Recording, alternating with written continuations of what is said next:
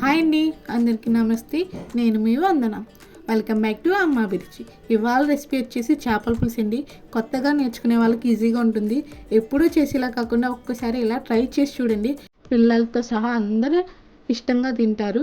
దానికి కావాల్సిన ప్రాసెస్ అయితే చూసేద్దాం. 3 ఉల్లిపాయలు తీసుకోండి. అలాగే 7 పచ్చిమిర్చి, చిన్న అంగుళం అల్లం ముక్క, 7 వెల్లుల్లి రెబ్బలు, చిటికెడు మెంతులు, 1½ స్పూన్ జీలకర్ర, ఒక చిన్న సైజు టమాటా. పచ్చిమిర్చిని వదిలేసి మిగిలినవన్నీ మిక్సీ పట్టి మెత్తని పేస్ట్లా చేయండి. అలాగే చింతపండుని కూడా నిమ్మకాయ అంత సైజు చింతపండుని అయితే నానబెట్టండి. చేపలను అయితే ముందుగానే కడిగి వాష్ చేయండి. వీటిని బొడ్డు పరుగులు లేక మొరలు అంటారంట. అలాగే స్టవ్ వెలిగించి కడాయి పెట్టండి. 3 స్పూన్స్ ఆయిల్ వేయండి. నూనె వేడెక్కాక పచ్చిమిర్చిని యాడ్ చేయండి.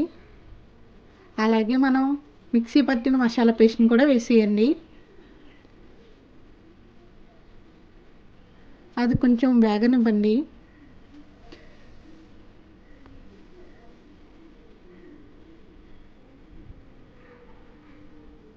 అది కొంచెం వేగి కలర్ చేంజ్ అయిన తర్వాత అందులో పసుపుని యాడ్ చేయండి.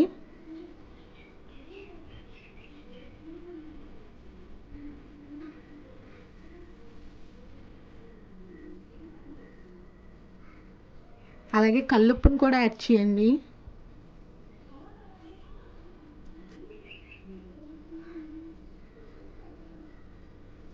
అలాగే మసాలా వేగి నూనె పైకి తేలేంత వరకు మసాలా వేగిన తర్వాత కారాన్ని యాడ్ చేయండి. నాకైతే 1½ పట్టింది. మీ స్పైసీని బట్టి మీరు వేసుకోండి. కారం కూడా కొంచెంసేపు వేగనివ్వాలి. కారం కూడా బాగా వేగాక అందులో చేప ముక్కలను వేసేయాలి.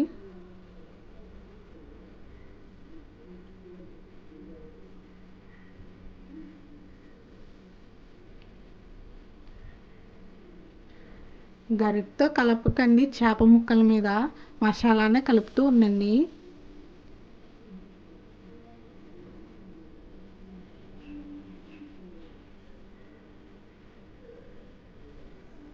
అలా 3 మినిట్స్ ఉన్న తర్వాత ముందుగా నానబెట్టుకున్న చింతపండు పులుసుని కూడా యాడ్ చేసేద్దాం. ఇలా ఒక్కసారి ట్రై చేసి చూడండి. రెసిపీ అయితే చాలా అంటే చాలా టేస్టీగా ఉంటుంది. చిన్న చేపల పులుసు అన్నట్టు ఉండదు, అంత టేస్ట్గా ఉంటుంది. అలాగే మనకి ఎంత వాటర్ కావాలంటే అంత వాటర్ యాడ్ చేసుకుని పులుసు మరిగేటప్పుడు కొత్తిమీరని యాడ్ చేయండి. చేపల పులుసుకి కొత్తిమీరే టేస్ట్ ఉంటుంది.